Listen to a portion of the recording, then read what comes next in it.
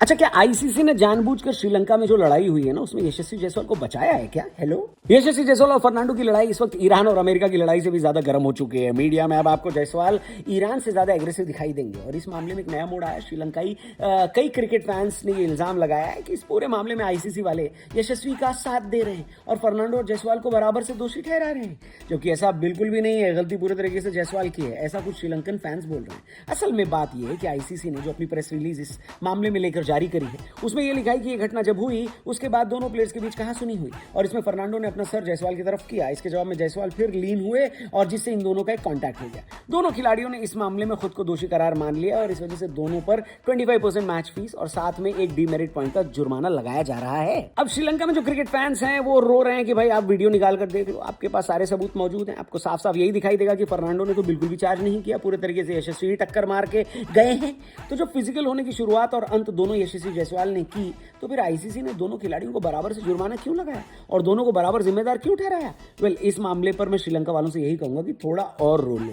जब तुम्हारा खुद का प्लेयर अपनी गलती मान चुका है तो फिर तुम्हें गलती मानने में क्या प्रॉब्लम हो रही है ब्रो? बात तो सही है। वैसे भी इस टेस्ट मैच में तुम्हारी हालत इतनी पतली हो चुकी है कि तुम लोग पहले लड़ाई झगड़ा छोड़कर क्रिकेट पे ध्यान दो भाई।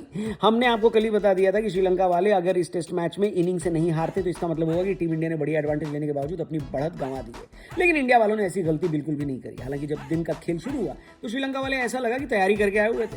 सूर्य भंडारा के साथ साथ कमेंडू मेंडिस ने पहले सेशन में भारत के गेंदबाजों को परेशान किया। यह साफ साफ दिख रहा था कि मानव सुथार को लेकर श्रीलंका वाले क्लियर प्लान बनाकर आए हैं, क्योंकि उन पर बहुत ज्यादा अटैक हो रहे थे और उनको सेटल नहीं होने दिया जा रहा था। श्रीलंका वालों को पता था कि जो विकेट ले रहा है, अगर हमने उस पर अटैक कर दिया तो फिर शायद टीम इंडिया बैकफुट पे चली जाएगी। यही वजह थी कि एक जल्दी विकेट मिलने के बावजूद पहले सेशन में श्रीलंका फाइट करते हुए दिख रही थी। पर लंच तक आते आते प्रसिद्ध कृष्णा ने मेंडिस को आउट करके टीम इंडिया को फिर से ड्राइविंग सीट पर बिठा दिया। लंच तक स्कोर 4 विकेट पर 130 रन श्रीलंका का। इस बीच श्रीलंका और इंडिया वालों में एक छोटा मोटा झगड़ा फिर देखने को मिला जब सिराज श्रीलंका के बल्लेबाजों से उलझ गए। हालांकि मामला उतना बड़ा नहीं था जितना यशस्वी जायसवाल के साथ हुआ था, लेकिन क्योंकि माहौल ऐसा चल रहा है तो छोटी नोकझोंक भी आपको बड़ी ही दिखाई देती है। ऐसा यहां भी हुआ। लेकिन जैसा कि पिछले साल शुभमन गिल ने ग्राउंड में कहा था कि एक तरफ से सिराज हो और दूसरी तरफ से कृष्णा हो, एक तरफ से मोहम्मद हो और दूसरी तरफ से कृष्णा हो, तो कोई क्या ही कर सकता है। ये मोहम्मद सिराज की ही नोकझोंक का असर था कि टीम इंडिया को एक और ब्रेक थ्रू मिल गया। लेकिन भारत की असली दिक्कत सूर्य भंडारा थे। वो न सिर्फ रन बना रहे थे बल्कि तेजी से रन बना रहे थे और उनका विकेट लेने के लिए टीम इंडिया मानव सुथार को जब बॉलिंग देती थी तो सूर्य भंडारा और भी ज्यादा अटैकिंग क्रिकेट खेलने लगते थे। लेकिन जिस तरह से कहते हैं ना, जो न कटे आरी से वो कट जाए बिहारी से, उसी तरह चाहे और कोई कितना भी लगा ले भेजा, लेकिन आउट तो करेगा सिर्फ जडेजा।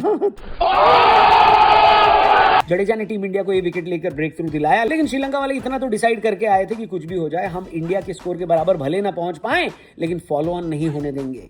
इसी वजह से उनको वो 305 रन का नंबर अचीव करना था और इसमें उनकी मदद करी दिनुशा ने। ये सारे खिलाड़ी श्रीलंका के बेहद नए खिलाड़ी हैं, क्योंकि श्रीलंका की टीम अभी ट्रांजिशन फेज से निकल रही है। लेकिन दिनुशा ने तो सच में बहुत इंप्रेस किया। पहले टेस्ट में बेहतरीन इनिंग्स खेलने के बाद उन्होंने दूसरे टेस्ट की पहली इनिंग में भी हाफ सेंचुरी लगाई और श्रीलंका को 305 की तरफ ले जाने लगे। हालांकि 305 रन तक पहुंचाने का और दिनुशा के खुद की सेंचुरी तक पहुंचने पर बारिश ने ब्रेक लगाया और बारिश इस बार इतनी तेज थी कि अंपायर ने कहा कि सब लोग होटल निकल लो, कल मिलेंगे। दिन का खेल खत्म होने तक श्रीलंका ने 265 बना लिए थे, 8 विकेट गए थे। फॉलो ऑन बचाने के लिए अभी भी उनको 39 रन चाहिए। लेकिन दिक्कत यह है कि श्रीलंका की पारी में ऑलरेडी 80 रन से ज्यादा ओवर फेंके जा चुके हैं, जिसका मतलब यह है कि भारतीय गेंदबाजों ने ऑलरेडी बहुत मेहनत कर ली और मुझे लगता नहीं कि अगर श्रीलंका फॉलो ऑन बचा भी नहीं पाई तो भी टीम इंडिया दोबारा गेंदबाजी करने नहीं उतरेगी और अपने गेंदबाजों को रेस्ट देगी। जो भी होगा कल पता चलेगा। फिलहाल तीसरे दिन के खेल के बाद आपका ओपिनियन क्या है कमेंट करके बताना। चैनल को सब्सक्राइब करना। जल्दी मिलते हैं। जय हिंद।